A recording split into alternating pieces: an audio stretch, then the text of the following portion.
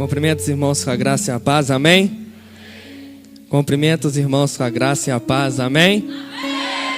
Glória a Deus. Quantos estão felizes de estar aqui? Dê um glória a Deus. Pode ser mais forte para Jesus. Glória a Deus. Aleluias. Abra sua Bíblia em 2 Reis, capítulo de número 6. Glorificamos a Deus por mais um dia de vida, mais uma ceia, mais um dia que Deus nos dá a oportunidade de estarmos aqui. Quantos queriam estar aqui e não estão, mas você teve a oportunidade de estar aqui. Então é momento de você valorizar. É momento de você desfrutar daquilo que Deus tem para você. Ceia trata-se de banquete, e o banquete aqui é espiritual. Só que é necessário você abrir o seu coração. É necessário você se dispor de tudo que você tem e deixar o Espírito Santo de Deus ministrar aquilo que Ele quer falar ao seu coração. No versículo de número 6, somente a parte A, diz assim: e disse o homem de Deus, onde caiu? Eu vou falar, e disse o homem de Deus, e vocês vão falar o resto. E disse o homem de Deus, e disse o homem de Deus, e disse o homem de Deus. Amém. Feche seus olhos no nome de Jesus. Deus, eu quero te louvar, eu quero te engrandecer, eu quero bendizer o teu santo nome, meu Pai, e dizer que eu preciso do Senhor, eu preciso da tua presença, Pai. Eu preciso do teu Espírito Santo. Eu venho dizer que eu nada tenho, Pai, eu nada sou, eu nada posso. E se o Senhor não me tomar, se o Senhor não falar através da minha vida, Senhor, não vai sair nada de mim.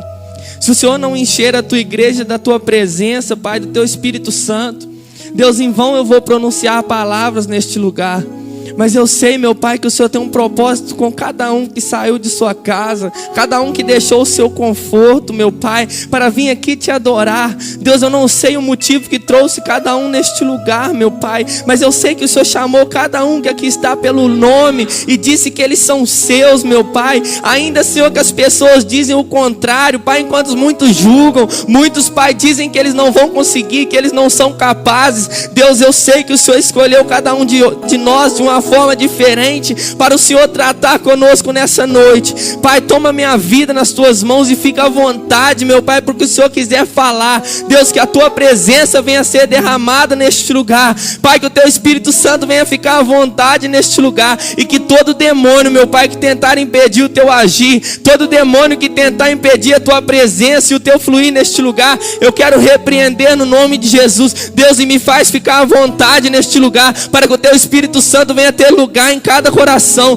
Eu consagro cada vida que aqui está diante do Senhor, e assim eu te agradeço em nome de Jesus. Você pode se sentar glorificando o nome do Senhor. Amém. Começo é sempre o mais difícil, meu Deus. 2 Reis, capítulo 6, versículo 6. Isso é uma pergunta: onde caiu? Trata-se da história que o Mauri pregou na quinta-feira retrasada, já explicou tudo para vocês a respeito do machado que flutuou, a respeito do profeta Eliseu, que a ferramenta era emprestada.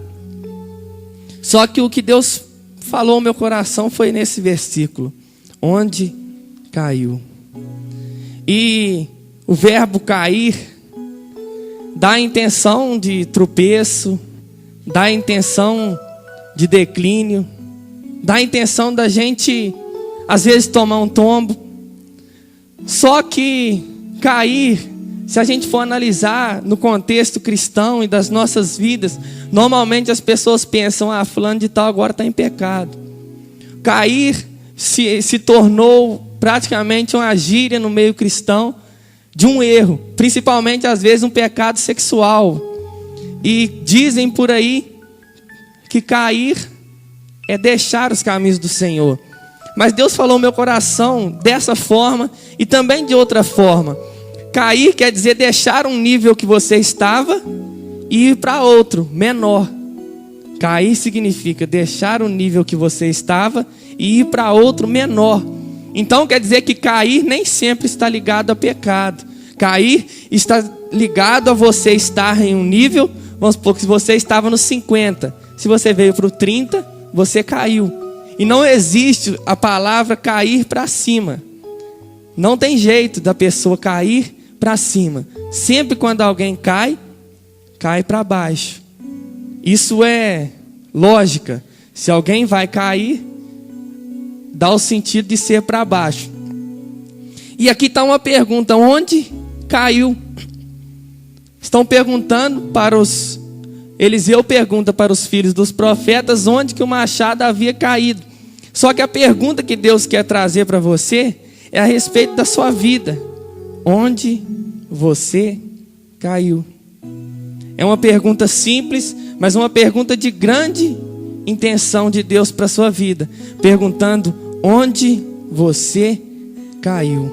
E eu queria que você, no momento em que eu ministrar, começasse a ver a sua vida e imaginar aonde você caiu.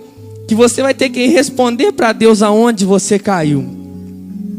Não estou falando aonde você se envolveu com o pecado. Amém. Se você está envolvido com algum pecado, lembre do seu pecado e fala: Deus, eu caí em tal pecado.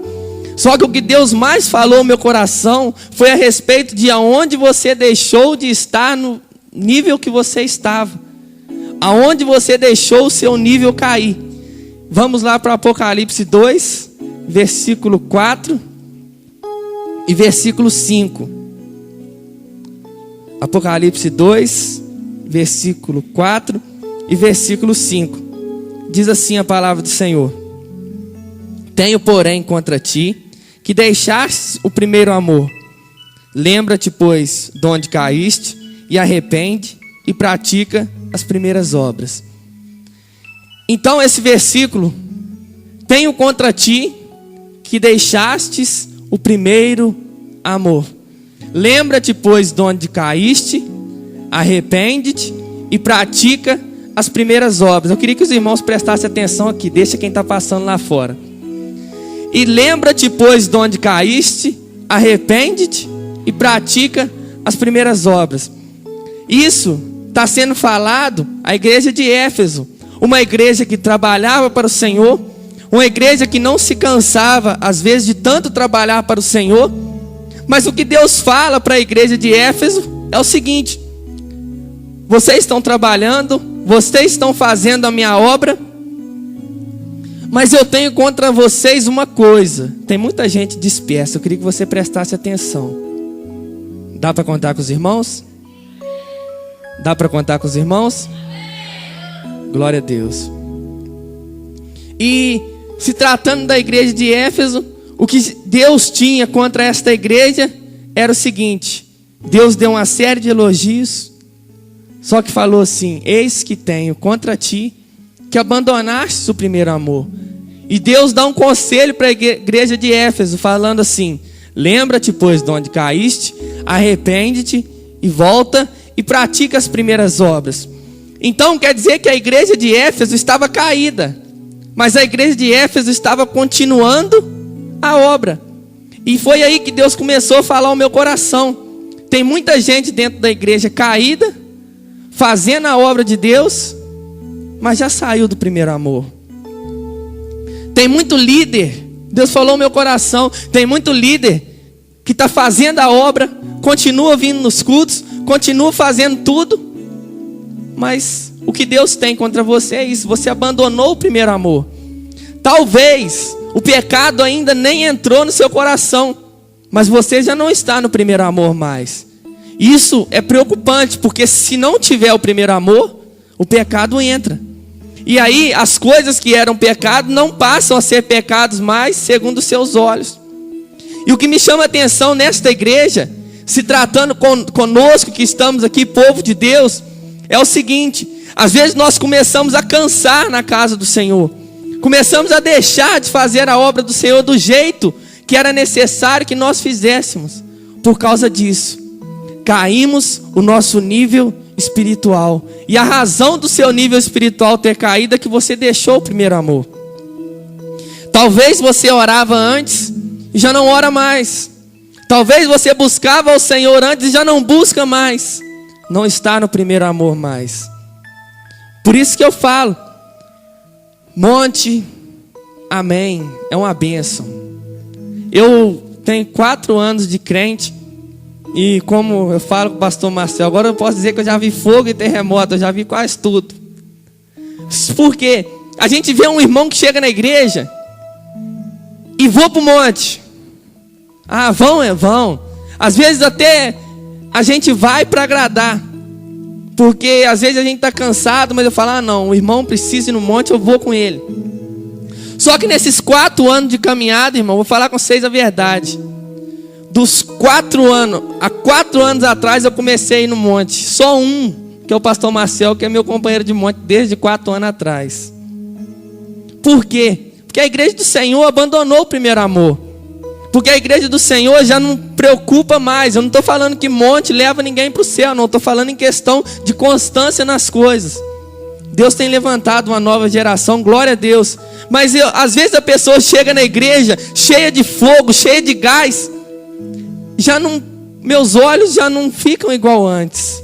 Antes, quando eu via alguém cheio do fogo, cheio do gás, eu falava, meu Deus, esse vai ser isso, vai ser aquilo. E agora eu começo a pensar assim, meu Deus, a gente tem que cuidar para esse não se contaminar com os outros. Porque tem uma turma aí, irmão, que saiu do primeiro amor. Desculpa eu estar te falando isso, mas você não deixa ninguém ficar no primeiro amor. Tem uma turma que fala que tem que ler a Bíblia, que tem que orar, que tem que fazer e tem que acontecer. Aí chega perto de você e pergunta, será que eu tenho que orar assim? Será que eu tenho que buscar assim? Você fala, não, eu não faço assim. Cuidado, Jesus está te mandando você converter de novo. Cuidado que você é influente dentro da casa do Senhor. Às vezes te perguntam por que você foi no culto. Você fala assim, não, esse negócio de culto todo dia não é para mim não. Cuidado com a influência que você tem passado para os novos convertidos. Você que está dentro da casa do Senhor hoje, as pessoas olham para você e te veem como um espelho. Talvez você pense assim, não, eu tenho só 6 meses de crente. Mas eu quero dizer para você que quem chega aqui, não quer saber se tem 1 ano, se tem 2 anos, 3 anos, não quer saber. Quando eu cheguei aqui, fulano já era crente. E às vezes o que mais me entristece na casa do Senhor é ter que dar explicação para a gente dentro da igreja dos crentes. O cara chega dentro da igreja e me pergunta assim, ô Everton, mas aquilo lá não pode fazer não. Eu falo, realmente não pode fazer não. Mas eu vi fulano de tal fazer. Aí eu tenho que falar assim, olha para Jesus. 1 Coríntios 11, Paulo fala assim, sede meus imitadores, porque eu sou de Cristo. Eu sei que é muito orgulho a gente falar isso, e eu não me atrevo a falar isso ainda não. Mas todo cristão tem que ter isso em mente. Sede meus imitadores, porque eu sou de Cristo. Eu creio que um dia nós chegaremos a esse nível, e eu também. Porque se você imita a Cristo, você pode falar para as pessoas te imitarem. Eu falo isso porque se tratando de mim mesmo, o meu medo de falar isso para alguém, ser de meu imitador como eu sou de Cristo, é porque eu não sei o que eu vou fazer amanhã. E o medo, talvez o medo que você tem é o mesmo que o meu. Mas que cristãos que somos nós? Se nós temos medo que amanhã a gente não vai dar testemunho? Se a gente não der testemunho amanhã, a gente vai para o inferno. Se a gente envolver no pecado, a gente vai para o inferno, não tem jeito. E a igreja do Senhor, chegamos aqui, pregamos, fazemos, acontecemos, louvamos, e está todo mundo de olho na gente. E a gente tem que ficar dando explicação, por causa da sua vida. Eu falo porque eu sei da minha vida diante de Deus, com certeza. Mas o que me preocupa é que o primeiro amor tem saído do meio evangélico, do meio gospel como falam por aí. Em Mateus 24, 12, diz assim, e por se multiplicar a iniquidade, o amor de muitos se esfriará. Esse versículo dói no meu coração. E o que mais dói é ver ele se cumprindo aqui dentro. Iniquidade é pecado que a gente comete sabendo que é pecado.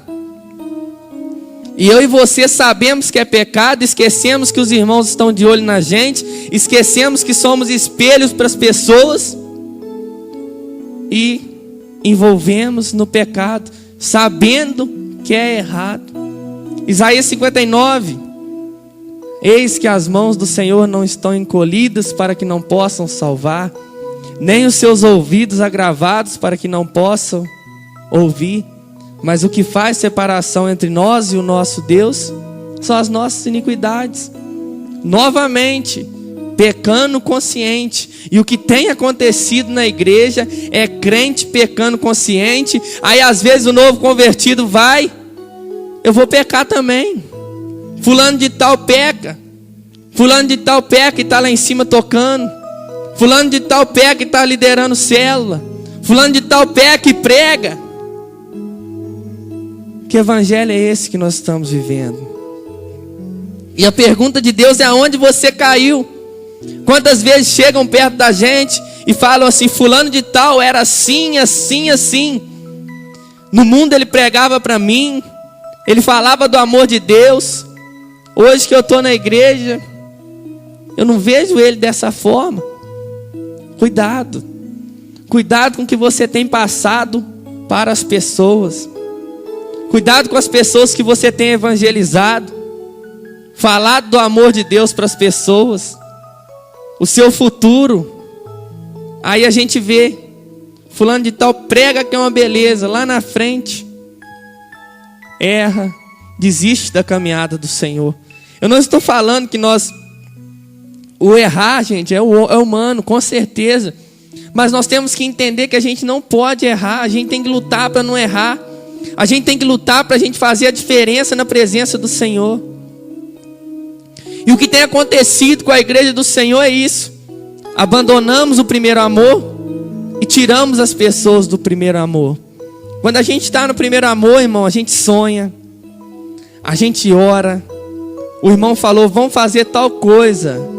Ó, tamo junto. Vão para não sei aonde, vão dormir lá em cima no monte, vão. Não tem coberta, não tem importância não. Se for para Jesus a gente tá. Só que o que aconteceu hoje em dia com a igreja é que se chamar para orar, não ora. Se chamar para ler a Bíblia, não lê. A igreja do Senhor está morta. E queremos, com certeza, que os nossos familiares se convertam. Que bênção. Seus familiares vão se converter. Vão, os meus também vão. Mas eu acho que alguém tem que converter antes dos nossos familiares e dar testemunho dentro de casa. É muito fácil, gente, a gente falar. Às vezes você vai estar falando assim: ah, missionário, mas você está falando isso porque você não sabe a vida que eu vivo. Eu não sei, mas Deus sabe. A Bíblia diz que não nos sobrevém tentação que se não for humana. Junto com a tentação vem o escape. Então aquilo que você está passando é que Deus olha para você e fala assim: vai lá, campeão, eu sei que você vai vencer. Só que se Deus tem mandado tentação pequena para você é porque você aguenta pouco. Se Deus tem mandado tentação grande para você é que Ele sabe que você tem as costas largas e aguenta muito. Talvez as dificuldades tenham vindo para a sua vida, os problemas têm vindo, a vontade de pecar tem vindo e você tem abraçado o pecado.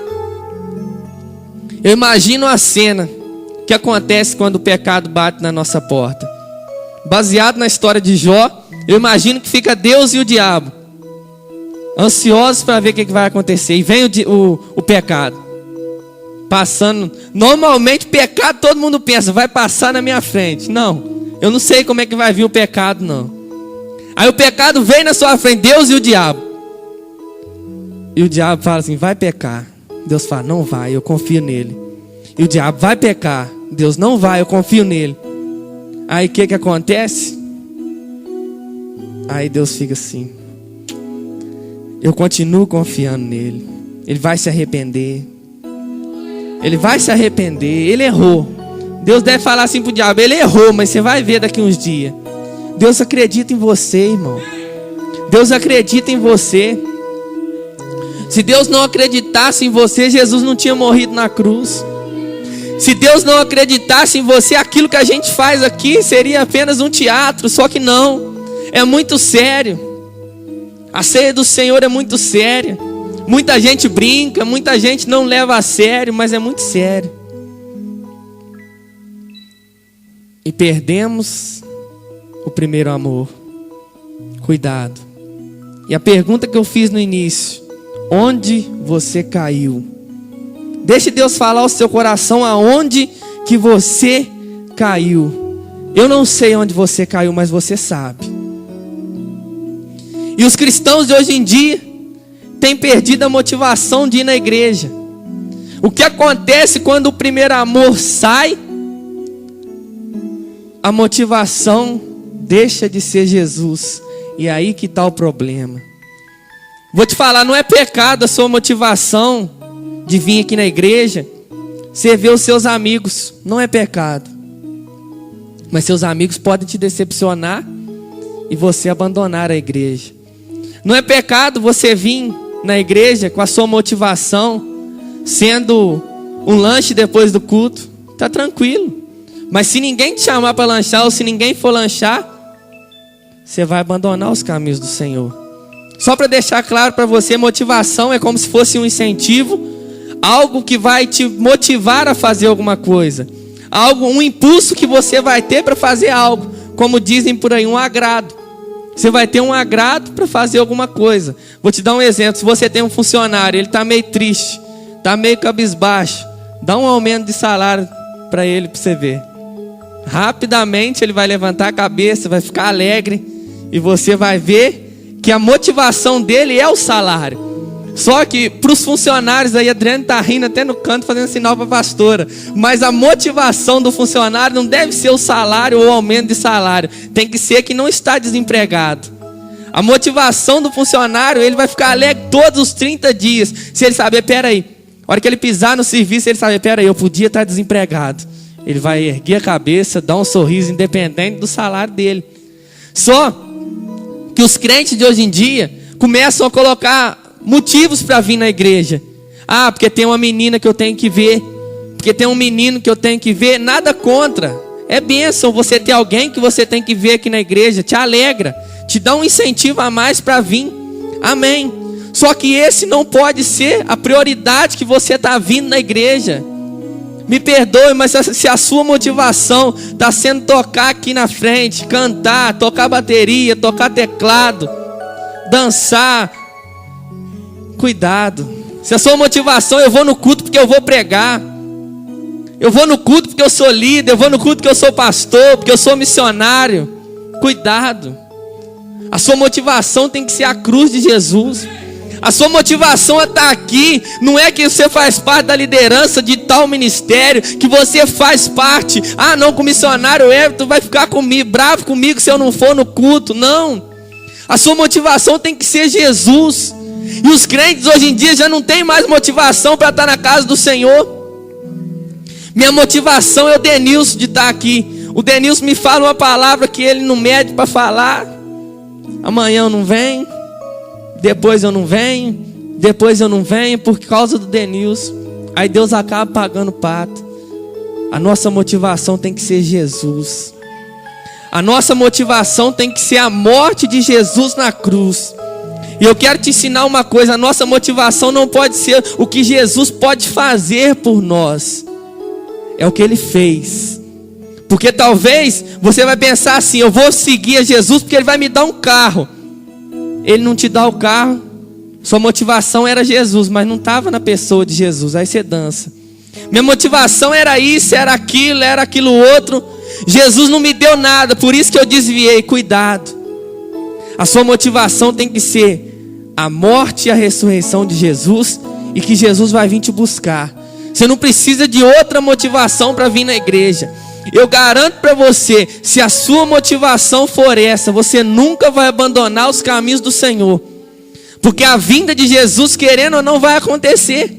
Então você não vai ser frustrado. Às vezes somos frustrados porque colocamos a nossa confiança em pouca coisa.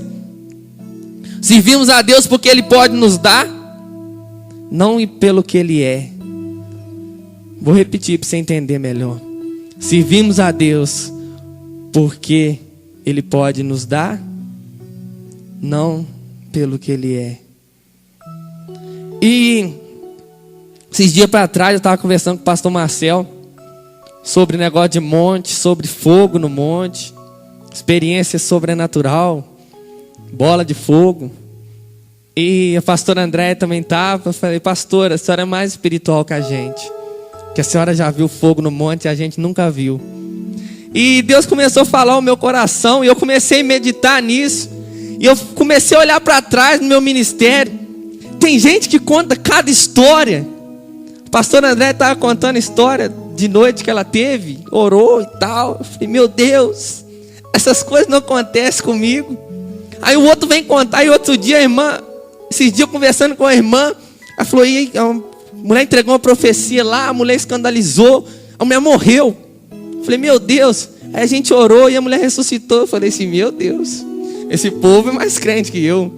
E comecei a analisar a minha vida com Deus nesses 4 anos que eu sou crente. E comecei a olhar, e comecei a procurar coisas sobrenaturais. Coisas assim, se eu te contar, você vai falar assim, nossa, esse é crente mesmo. E aí eu falei, meu Deus, não que eu estou sendo ingrato com Deus, eu agradeço a Deus e não troco esses 4 anos por nada na minha vida. Não troco pelos 17 que eu vivi.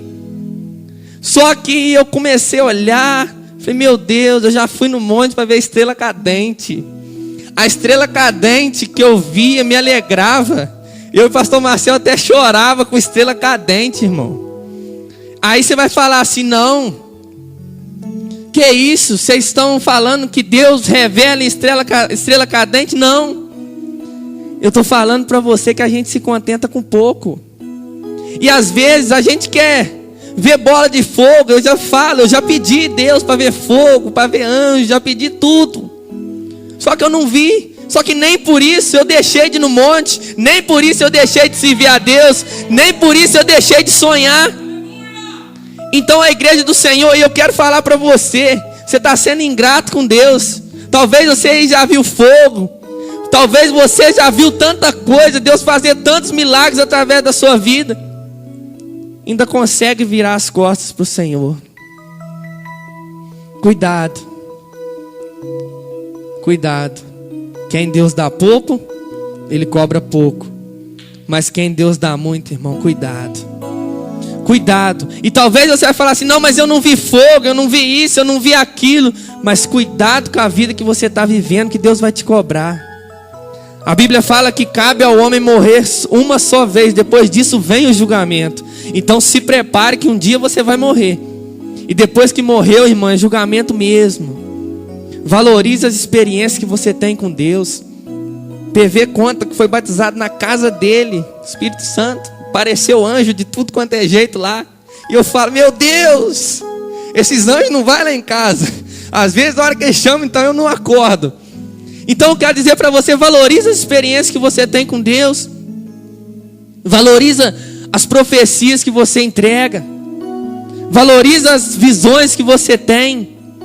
Pai, tem cada visão que eu fico tentando imaginar de onde que ele tira tanta visão e tanta coisa que eu falo, meu Deus, aos olhos humanos não dá para tanta imaginação assim, tem que ser Deus mesmo. Aí lá na frente eu vejo cumprir, eu falo, é Deus mesmo. Então eu quero te dizer, talvez Deus te deu tantos dons, Deus fez tanta coisa na sua vida e você não está valorizando. E a sua motivação, infelizmente, é o compromisso que você tem, isso está errado. A sua motivação é que se Deus não te der, você vai largar tudo. Cuidado. Eu quero que você venha prestar atenção naquilo que Deus está falando ao seu coração. E por que que você tinha um nível e não tem mais? Por que que você chegou a um nível de oração com Deus e já não tem mais? Por que que você orava, jejuava, pregava, evangelizava e fica só no ava? Não evangeliza mais, não prega mais, não ora mais.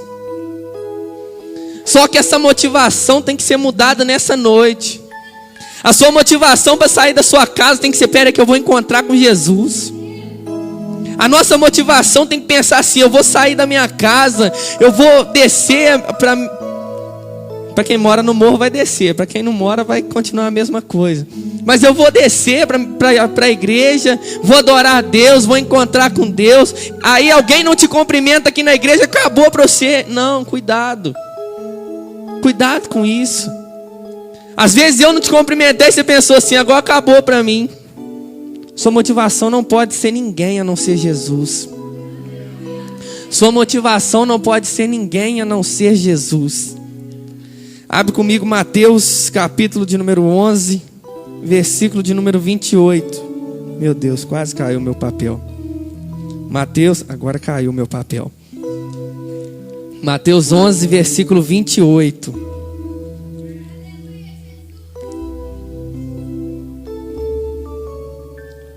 Esse versículo, para quem evangeliza, sabe ele de cor, né?